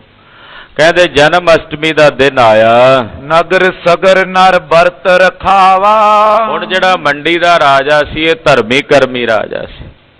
ਜਨਮ ਅਸ਼ਟਮੀ ਵਾਲੇ ਦਿਨ ਇਹਨੇ ਆਖਿਆ ਵੀ ਸਾਰੇ ਨਗਰ ਨੇ ਵਰਤ ਰੱਖਣਾ, ਆਪ ਵੀ ਵਰਤ ਰੱਖਦਾ, ਨਗਰ ਨੂੰ ਵੀ ਵਰਤ ਰਖਾਉਂਦਾ, ਵੀ ਸਭ ਨੇ ਵਰਤ ਰੱਖਣਾ। ਕਿਸੇ ਨੇ ਘਰ 'ਚ ਚੁੱਲ੍ਹੇ 'ਚ ਅੱਗ ਨਹੀਂ ਬਾਲਣੀ, ਸਭ ਨੇ ਵਰਤ ਰੱਖਣਾ। ਹੁਣ ਸਭ ਨੇ ਵਰਤ ਰੱਖਿਆ। ਇੱਧਰ ਭਾਈ ਕਲਿਆਣਾ ਜੀ ਉਹ ਕੜਾਹ ਪ੍ਰਸ਼ਾਦ ਦੀ ਦੇਗ ਬਣਾਉਂਦੇ ਆ ਰੋਜ਼।